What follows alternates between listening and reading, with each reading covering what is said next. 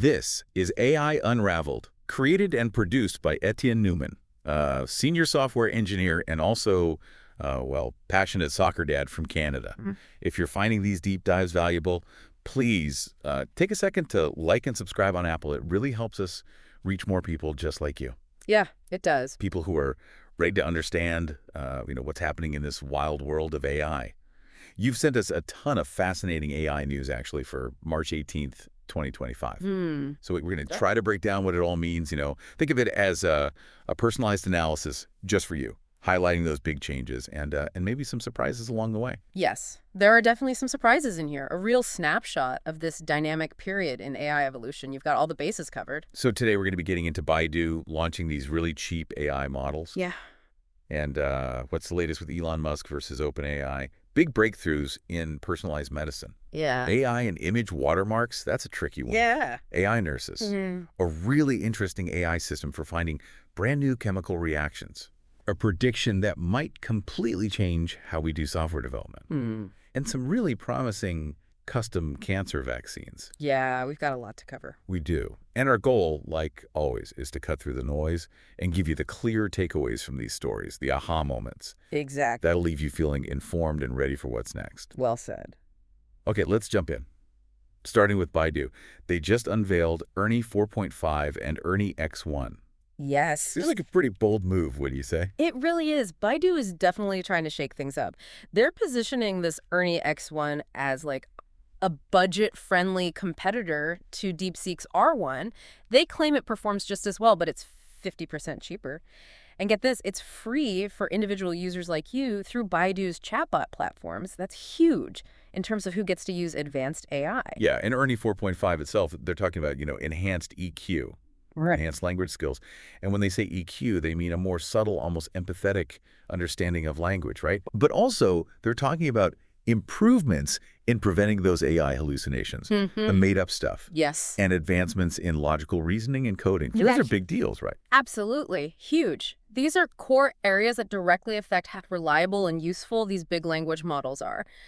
If Ernie 4.5 is genuinely better at these things, that means we can use it for way more real-world applications. And they're also claiming it beats GPT-4o on multiple benchmarks. While costing a fraction of the price, we're talking about 75 and 2.20 cents per million tokens compared to like 1% of GPT-4o's cost. That's a massive difference. It is. That kind of cost advantage could be a game changer for businesses and individual developers out there. People who want to use powerful AI but can't afford, the really expensive stuff. Yeah. And then you have Ernie X1, which you said is their first reasoning model. What exactly does that mean? So Ernie X1 is built for more complex multi-step thinking, like deeper logic and understanding. And the fact that it matches DeepSeek's R1 in capability, but again, at half the price, that's really significant. It's using a step-by-step thinking process for stuff like tough calculations and really understanding documents. It's not just about getting the answer, but showing you the logic behind it. So big picture, what does all this mean for AI going forward? It feels like Baidu is, really turning up the heat. Yeah, definitely. Their pricing strategy could lead to way more competition. We might see the big players rethinking their pricing, making AI more accessible to everybody. That could democratize access to powerful AI tools and really change what we see people building with it. Okay, let's shift gears. A judge just rejected Elon Musk's attempt to halt OpenAI's development. This is a big story, right? Huge. And this ruling is really important. Now, Musk's concerns about AI going too fast and the potential risks, those are valid. But the court basically said there's not enough legal ground to stop OpenAI right now.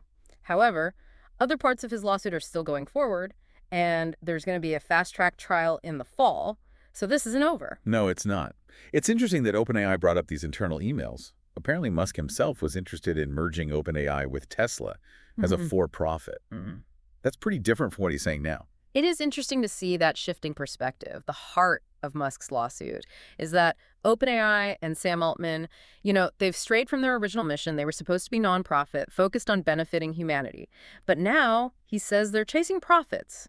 OpenAI and Altman deny this, of course. They say their nonprofit structure is still there, and any for-profit stuff supports that core mission. So the court's saying we're not going to stop AI development based on these claims right now, but we are going to look into whether OpenAI has stayed true to its original purpose. Exactly. And if we zoom out a bit, this ruling shows us how the legal system is trying to deal with regulating AI. There's this tension between encouraging innovation and dealing with the ethical concerns and risks. It's really hard to regulate something that's changing so fast. Okay, let's talk about something positive.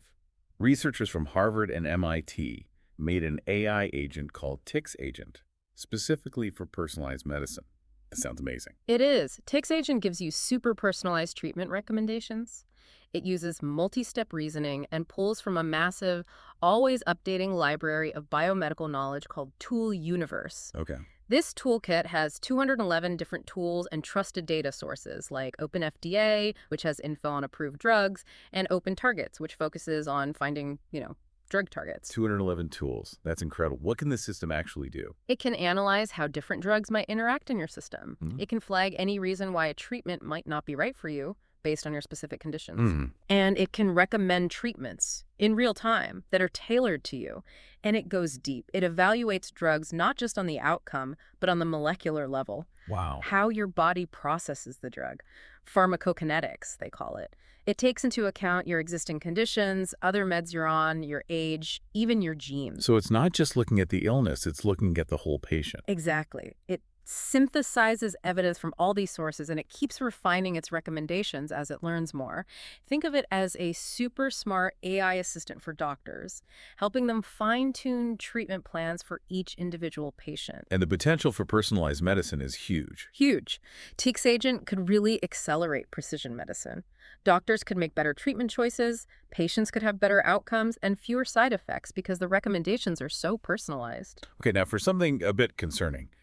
It seems Google has developed a new AI model that's really good at removing watermarks from images. Doesn't this raise some big copyright issues? It definitely does. Reports say Google's Gemini AI model, the Gemini 2.0 Flash version, can erase watermarks, even the tough ones from Getty Images. And it's not just removing the watermark, it's actually generating and editing the image underneath so well you can't even tell it was there. It fills in the gaps, everything. And this model is experimental, with no restrictions on how it's used. That sounds like a recipe for trouble in terms of copyright. That's the problem. The tech itself might be useful for things like image restoration, but being able to remove watermarks so easily when they're meant to protect ownership and prevent unauthorized use, it could lead to a lot of copyright infringement. So what does this mean for creators and the platforms that host their work? It seems like this could really undermine how we protect intellectual property online. It challenges the whole idea of watermarks as the main protection. Content creators and platforms might need to find better, maybe more technologically complex ways to protect their work. And we might need new laws or guidelines to address how these powerful AI tools are used. Let's talk about AI in healthcare again. We're seeing more and more AI nurses being used in hospitals, but it seems like human nurses aren't too happy about this. Yeah, there's definitely pushback. Hospitals are using AI for things like patient monitoring, managing meds, even some administrative tasks. For hospitals, it makes sense. AI can give them constant data and automate routines, making things more efficient. But nurses are worried about losing that human touch, right? Exactly. They're concerned about the patient experience becoming less personal, less empathy, less nuanced judgment, all those things that are so important in healthcare. And of course, there are concerns about jobs and the ethics of letting machines take over parts of patient care. It seems like a tough balance to strike. AI can help hospitals run better, but we can't replace the human aspects of care, especially in a field as sensitive as healthcare. That's the key. The future of AI in healthcare is probably about finding ways for AI to support human healthcare professionals, not replace them. It's about finding that balance between efficiency and making sure patients are still getting the best possible care with that human connection. Okay, on to something completely different. This AI-driven system for finding new organic chemical reactions, that's fascinating. Could have huge implications for science. Huge. Scientists have built an AI that can decode massive amounts of mass spectrometry data, we're talking terabytes of data, to find brand new organic chemical reactions that we didn't even know existed. Humans just can't process that much information manually. And this could impact so many fields. Absolutely. It could speed up drug discovery by helping us find new ways to create complex drug molecules. It could revolutionize material science, helping us discover new materials with amazing properties. And it could just generally speed up research in synthetic chemistry. So we could see new medicines, new materials, better industrial processes, all thanks to AI analyze these huge data sets. That's incredible. It shows how AI is changing how we do science. We can now process and understand information in ways we never could before. This could lead to breakthroughs in so many areas, from medicine to energy to industrial chemistry. Imagine how much faster research could go. Now, for a prediction that could completely change how we make software, Kevin Weil, the chief product officer at OpenAI, thinks AI models will be better than human coders by the end of 2025. Faster, more accurate, even more innovative. That's a big claim. It is. He's basing this on the fact that AI coding assistants are already as good as, or even better than, human developers in certain areas, like optimizing code, debugging, and automating repetitive tasks. He thinks this trend is just going to keep getting stronger. If he's right, what happens to software developers? Will their jobs change completely? Probably. They might have to focus on higher level stuff, like designing the overall architecture of software, managing the AI coding processes, and doing more strategic planning. Less writing code from scratch, more overseeing the AI that does it. And this could change who companies hire, too. They'll want engineers who know how to work with and manage AI coding tools. And we saw that report from the CEO of Y Combinator saying that a lot of their startups are already using AI to write most of their code. Yeah, almost a quarter of them say that 95% of their code is written by AI. And these are companies making real money with small teams. Wall calls it a democratizing effect. AI could make it possible for anyone to create software even if they don't have years of coding experience. That's an interesting thought. AI making software development accessible to everyone. What does that mean for the future of software? Who gets to build it? That's the big question. On a more hopeful note, let's talk about the progress being made with custom cancer vaccines. This sounds like a major step forward for personalized medicine. It is. We're seeing incredible progress with mRNA-based cancer vaccines that are tailored to each patient's specific cancer. They train the immune system to recognize and attack the unique cancer cells in that person's tumor. And the clinical trials are showing some really promising results. They are. We're seeing tumors shrink and survival rates increase in patients who've gotten these personalized vaccines. Big companies like Moderna and BioNTech are leading the charge, and they're targeting melanoma, lung cancer, pancreatic cancer with this approach. It's almost hard to imagine, could personalized cancer vaccines become the standard treatment for many types of cancer? That's the hope. If these trials keep showing success, it could mean much higher survival rates for cancer patients, and maybe less need for chemo, which can be really tough on people. And there's hope that similar personalized approaches could work for other diseases too, not just cancer. Before we wrap up, there were a few other interesting AI developments around March 18th. Oh yeah, definitely. Figure announced their new factory, Boat QQ, for building humanoid robots. They're planning to make a lot of them. That's a big step for robotics and automation. Petronas AI released a new multimodal large language model that acts like a judge, making sure multimodal AI apps are reliable. That's a cool idea. Pika Labs added new effects to their AI video platform, making video creation easier for everyone. Sesame open-sourced their realistic AI voice tech demo, CSM1B, for text-to-speech. That's a big contribution to voice synthesis.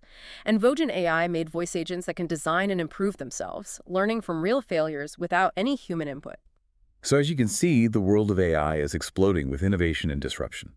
Cheaper, more powerful models, huge advances in medicine, and maybe even a complete change in how we make software. It's a lot to take in. It is. What does it all mean for you? What new tools will you be using? How will healthcare change? What skills will be valuable in the future? What are you most curious about? We've only scratched the surface today.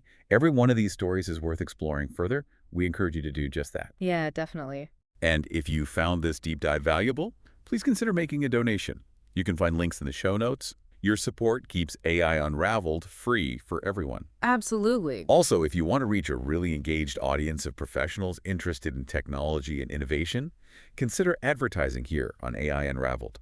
You can reach thousands of smart listeners. Check out the contact info in the show notes for more details. Sounds good. You know, thinking about that Google AI that can remove watermarks makes you wonder, what does it mean for the future of authenticity online? How can we trust what we see when AI can manipulate things so easily? Something to think about. It is. A lot to think about. It is. Until next time, this is AI Unraveled. Signing off.